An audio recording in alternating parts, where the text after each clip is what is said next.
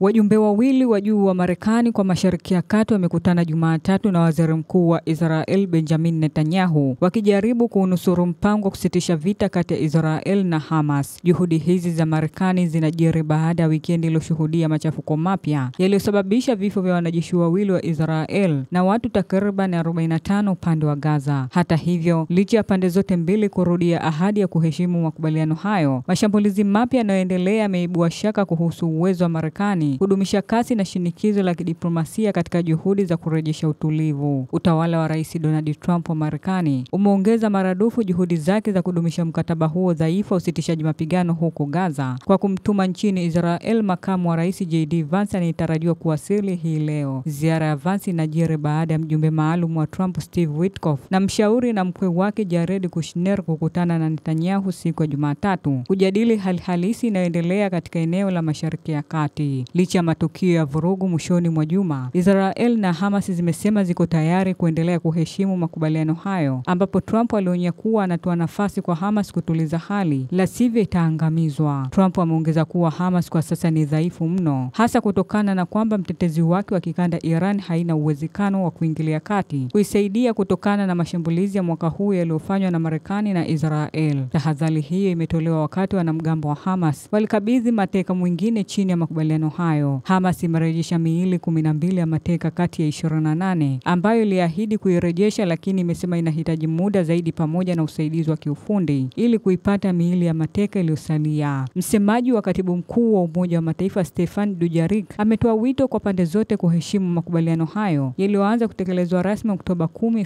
2025. Tunaridhishwa na hatua ya pande zote kuthibitisha ahadi zao za kutekeleza usitishaji vita huko Gaza na kupongeza juhudi thabiti za wapatanishi. Hata hivyo, bado tuna wasiwasi kuhusu vitendo vyote vya ghasia huko Gaza na mashambulizi yaliyoripotiwa jana. Tunaziomba pande zote kuheshimu ahadi zao zote za kuhakikisha ulinzi wa raia na kuepuka vitendo vyovyote vinavyoweza kusababisha upya uhasama na kudhoofisha operesheni za kibinadamu, alisema Dujarric. Mwishoni mwa juma, makubaliano hayo ya kusitisha vita Gaza yalikuwa hatarini kuvunjika wakati wanajeshi wawili wa Israel walipouawa kusini mwa Gaza, na Israel ikafanya mashambulizi ya kulipiza kisasi dhidi ya Hamas siku ya Jumapili kwa kutumia tani 153 za mabomu, hii ikiwa ni kulingana na Waziri Mkuu wa Israel Benjamin Netanyahu, na ambapo Palestina 45 waliuawa.